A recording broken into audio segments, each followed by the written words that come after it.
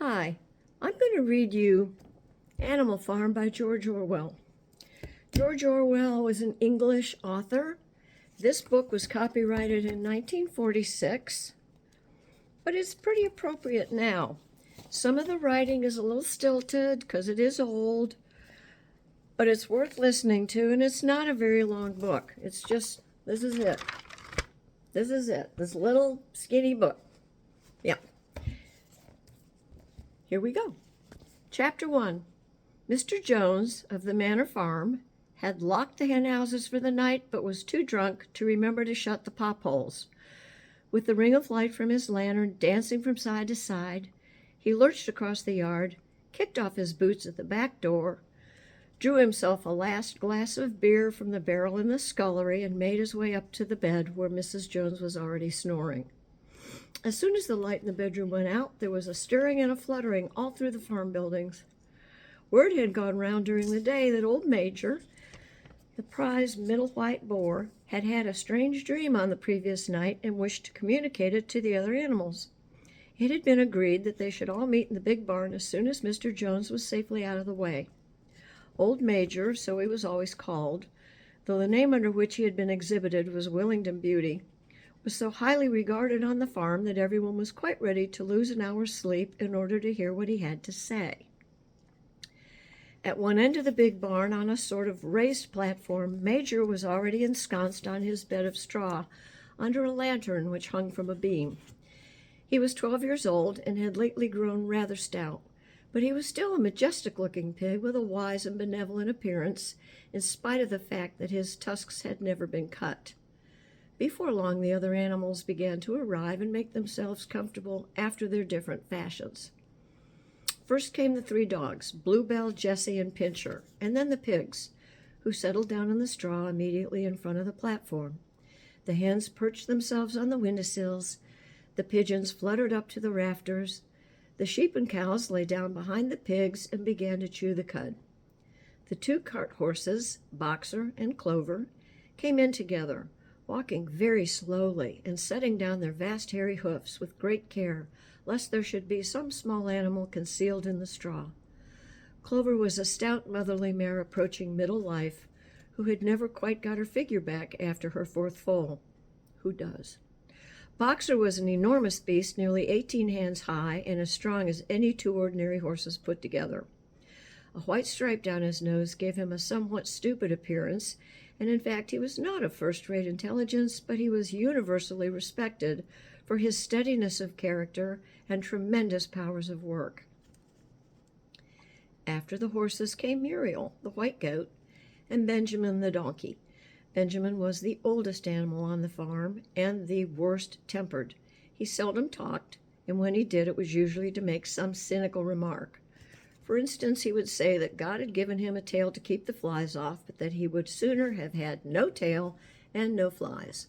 Alone among the animals on the farm, he never laughed. If asked why, he would say that he saw nothing to laugh at. Nevertheless, without openly admitting it, he was devoted to Boxer. The 2 of them usually spent their Sundays together in the small paddock beyond the orchard, grazing side by side and never speaking. The 2 horses had just lain down when a brood of ducklings, which had lost their mother, filed into the barn, cheeping feebly and wandering from side to side, to find some place where they would not be trodden on.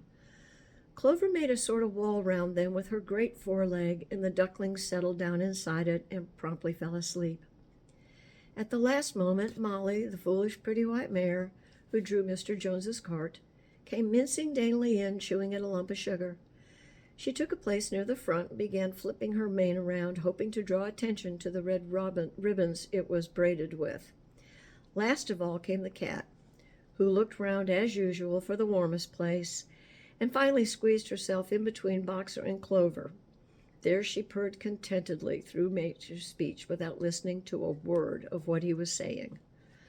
All the animals were now present except Moses, the tame raven, who slept on a perch behind the back door. When Major saw that they had all made themselves comfortable and were waiting attentively, he cleared his throat and began. "Comrades, you have heard already about the strange dream that I had last night, but I will come to the dream later. I have something else to say first. I do not think, comrades, that I shall be with you for many months longer. And before I die, I feel it is my duty to pass on to you such wisdom as I have acquired. I have had a long life. I have had much time for thought as I lay alone in my stall, and I think I may say that I understand the nature of life on this earth as well as any animal now living. It is about this that I wish to speak to you. Now, comrades, what is the nature of this life of ours? Let us face it. Our lives are miserable, laborious, and short. We are born, we are given just so much food as will keep the breath in our bodies, and those of us who are capable of it are forced to work to the last atom of our strength. And every instant that our usefulness has come to an end, we are slaughtered with hideous cruelty. No animal in England knows the meaning of happiness or leisure after he is a year old. No animal in England is free. The life of an animal is misery and slavery. That is the plain truth. But is this simply part of the order of nature? Is it because this land of ours is so poor that it cannot afford a decent life to those who dwell upon it? No, comrades, 1,000 times no. The soil of England is fertile, its climate is good. It is capable of affording food in abundance to an enormously greater number of animals than now inhabit it. This single farm of ours would support 12 horses, 20 cows, hundreds of sheep, and all of them living in a comfort and a dignity that are now almost beyond our imagining. Then why do we continue in this miserable condition? Because nearly the whole of the produce of our labor is stolen from us by human beings. There, comrades, is the answer to all our problems. It's summed up in a single word: man. Man is the only real enemy we have. Remove man from the scene, and the root cause of hunger and overwork is abolished forever. Man is the only creature that consumes without producing. He does not give milk. He does not lay eggs. He is too weak to pull the plow. He cannot run fast enough to catch rabbits. Yet he is lord of all the animals. He sets them to work. He gives them back the bare minimum that will keep them from starving, and the rest he keeps for himself. Our labor tills the soil, our dung fertilizes it, and yet there is not one of us that owns more than his bare skin. You cows that I see before me, how many thousands of gallons of milk have you given during this last year, and what has happened to that milk, which should have been breeding up sturdy calves? Every drop of it has gone down the throats of our enemies. And you hens, how many eggs have you laid in this year, and how many of those eggs ever hatched into chickens? The rest have all gone to market to bring in money for Jones and his men. And you, Clover, where are those 4 foals you bore, who should have been the support and pleasure of your old age? Each was sold at a year old. You will never see one of them again. In return for your 4 confinements and all your labor in the fields, what have you ever had except your bare rations and a stall? And even the miserable lives we lead are not allowed to reach their natural span. Oops. For myself, I do not grumble, for I am one of the lucky ones. I am 12 years old and have had over 400 children. That's a lot of child support. Such is the nature's life of a pig, but no animal escapes the cruel knife in the end. You young porkers who are sitting in front of me, every one of you will scream your lives out at the block within a year. To that horror we all must come. Cows, pigs, hens, sheep, everyone. Even the horses and the dogs have no better fate. You, boxer, the very day that those great muscles of yours lose their power, Jones will sell you to the knacker, who will cut your throat and boil you down for the foxhounds. As for the dogs, when they grow old and toothless, Jones ties a brick round their necks and drowns them in the nearest pond. Is it not crystal clear, then, comrades, that all the evils of this life of ours spring from the tyranny of human beings? Only get rid of man, and the produce of our labor would be our own. Almost overnight, we would become rich and free. What then must we do? Why, work night and day, body and soul, for the overthrow of the human race. That is my message to you, comrades: rebellion. I do not know when that rebellion will come. It might be in a week or in 100 years. But I know as surely as I see this straw beneath my feet that sooner or later justice will be done.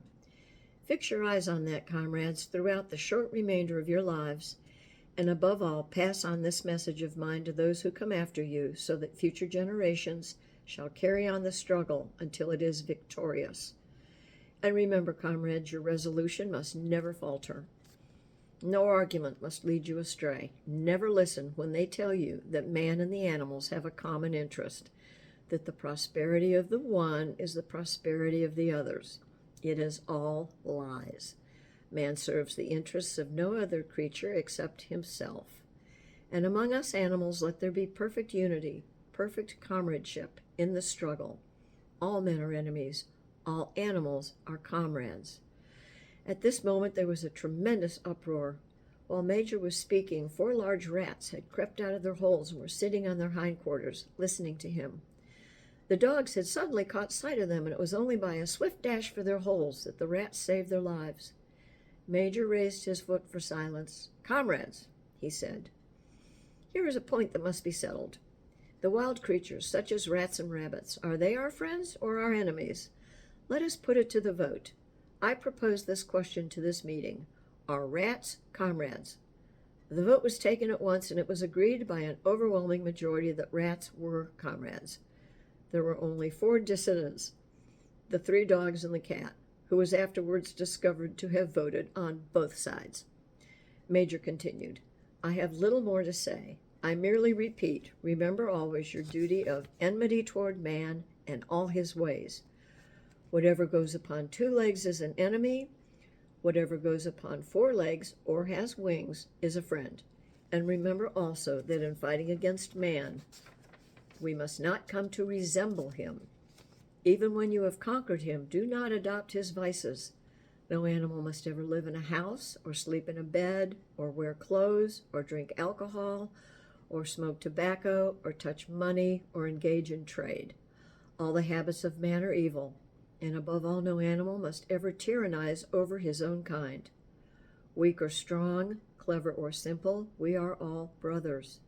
No animal must ever kill any other animal. All animals are equal.